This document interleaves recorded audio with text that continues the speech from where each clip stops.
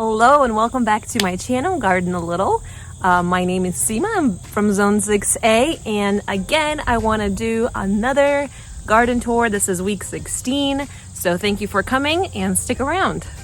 At this point of the season, I want to be outside when it's sunny and I'm getting the most amount of sun possible before it goes away for the winter time. It has been going down to 50s in the nighttime, so my garden feels the change in the temperature. So as you can see, not a lot of red tomatoes are being produced. A lot of them are green, and it's really taking their time to ripen. And you know, I'm not complaining. It's nice actually not to have buckets of tomatoes coming into my house from the garden because it was overwhelming, although I did process them and I shared a ton of them with my family, with my classmates, with people from church. It was a lot. It was still a lot. So let's see what's been going on in my garden, and I hope you stick around till the end.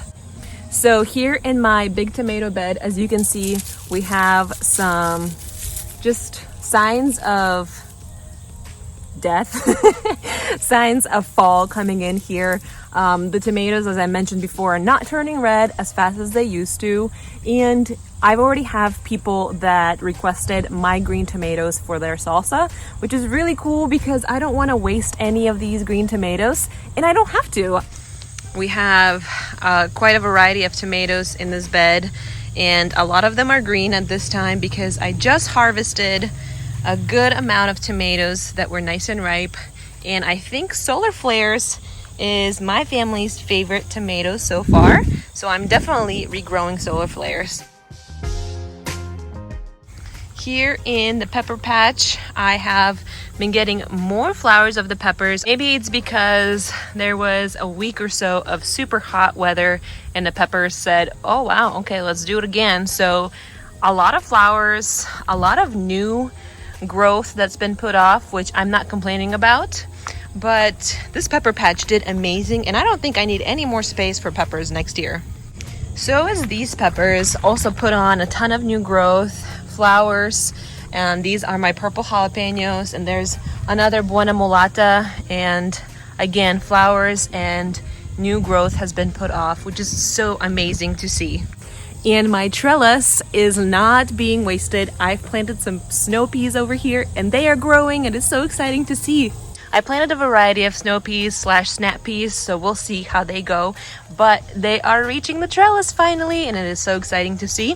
I also planted some daikon radishes from my last radishes that dried up and went to seed. I saved them, and I just put them right here like that in the ground. Some of them I didn't bury that hard, but look, they're coming up. They are coming up nicely. And this is a squash that I planted. Shot a video about it if you're interested to see it. Look at the link that I've linked above. My zinnias are also bringing beauty to my garden even to this day, bringing some pollen for the pollinators, and I absolutely love it. Here's my strawberry patch, and as you can see, I still have plenty of strawberries that are coming in.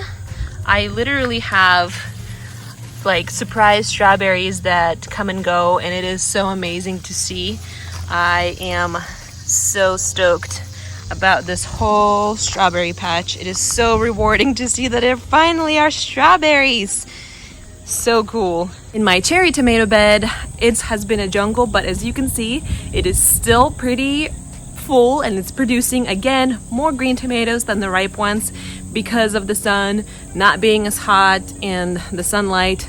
Ours is decreasing constantly, so you know, kind of depressing, but it's how the world works, and you know, I love it. Everybody deserves a break. Also, this bed has some hornworms. I'm glad that they came at the end of the season actually, because I was waiting for them to show up right at the beginning, and I was kind of anticipating and dreading it, but they showed up at the end. I've already found some and gave them to my chickens, but here's a prime example of a hornworm. These oval things on them is wasp eggs, and you know, it's just the cycle of life. That's just how it works. If you don't know if you have hornworms or not, this is a prime example of a hornworm damage. So they kind of strip off the leaves and eat all around it, as you can see right over here too. And they just keep eating. They eat the tomatoes, they eat the fruit, they eat the leaves, they eat the whole entire stalk. And I think my tomato patch has not got a lot of damage. I mean, definitely some, but not a lot, because this is out in the open. The birds are able to see it, and my chickens love these, and my chickens are known for breaking in here and going around this patch. So I think it paid off in the end. But again, as you look closely, these tomatoes are dying back and are not happy about the cold weather. But you know, again, that's just the cycle of life, and we are coming into fall time. But still, I'm leaving them be, and whatever I harvest, I harvest. And once the temperature goes down to 60s during the day, I'm gonna go ahead and cut these down. Maybe even sooner than that, I'm not sure. This is my first time having this many tomatoes in this kind of a setup, so I guess we'll see as we go what we'll do with the tomatoes. Moving on to my okra bed. Look at these beautiful flowers of okra flowers. They're definitely gorgeous, and I've been giving away my okras to my friends, to church family, to classmates, and everybody loved it. So I'm not sorry I grew it. For me personally, I don't think I'm gonna grow it again, unless somebody really requests it, and I definitely can sow a couple of seeds for that person or people. But as of myself, okra is not my thing, so I'm gonna say goodbye to it for now. My sunflowers are blooming and they are gorgeous. I am so happy that pollinators still have some food left out, and I'm so happy that I actually left them be and let them grow. Big change in this bed though, no more huckleberries. I got rid of them even after they were ripe and they were tender. I really didn't like the flavor, so I just got rid of them. And now more sun is available for the beets that are coming up, the Swiss chard. So I think in no time we will have some beets and some Swiss chard ready to harvest in this patch. My catnip is doing amazing as well, putting on some new growth. Some zinnias are popping up as well, and more beets. Here in this bed on the other side of the trellis, I again planted some peas that are going to climb right over here, some more in just little patches over here and over there, and I've sprinkled some more radishes in the midst of it, so we'll see how that goes. This is my eggplant that got buried by all the zinnias, and again I kind of just plopped this whole entire stock of dried out radish seeds here, just because if I find a place somewhere else in the garden, I can just come here, rip it up, and plant them over there. But these peppers, just like any other one, are starting to flower again, putting off some new growth. These are the banana peppers and albino peppers here. I've been giving them away just like any other fruit and produce from my garden, which is amazing. The gift of giving is my favorite. Then here I also have some beautiful zinnias that came back after I trimmed them down pretty brutally. So I tell you guys, trim your zinnias, they will thank you. I think there's like 5 or 6 stalks coming from one trimmed zinnia, so the forest is coming back for sure. Then in here, as you can see, my lettuce is coming up nicely, although this patch is missing, so I might resow it, but I think for now it is doing good. My spinach over here didn't do as well as I thought it could have, so I planted some more radishes in here.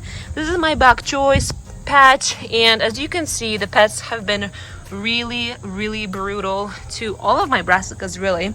Another dug up patch for more radishes here, and I decided to go ahead and trim off all the leaves of my Brussels sprouts, and I think I'm just gonna go ahead and get rid of them. The pests completely just devoured them, and let me show you here as well, just complete decimation. I'm talking like even the smallest leaves are being eaten up, and it is so sad to see, but I think I'm gonna have to say goodbye, which is not that bad. I am thinking to plant some garlic in this bed for this upcoming season, so I'm quite excited to get these guys ripped up, replaced, and replanted, because I've never grown garlic. I've heard that it's pretty easy to grow, but I've never done it, and my family loves garlic. I love garlic. If you have any recommendations of what to grow, what kind of garlic, let me know, because you plant it in November, October, and in spring you harvest it. So that's my goal of planting the garlic. So if you know the varieties, the places to buy them that is affordable and also delicious and reliable, let me know. And of course, I can't go without saying things about my beautiful eggplants. They are amazing. I've shared some with my friends, and this particular friend, she made Asian stir fry with this eggplant, and it was spicy and soft and delicious, not bitter at all. So I am excited to cook some eggplants. I've also been shared some recipes of eggplants, so I am stoked to have these guys growing. Thank you so much for coming out, enjoying my channel. Thank you so much for all your support. I've been receiving messages from all over the world, and especially if you're in the southern hemisphere, I want to let you know that in the winter times, I watch your guys' videos, your garden tours. So if you're from there, oh, hi lady.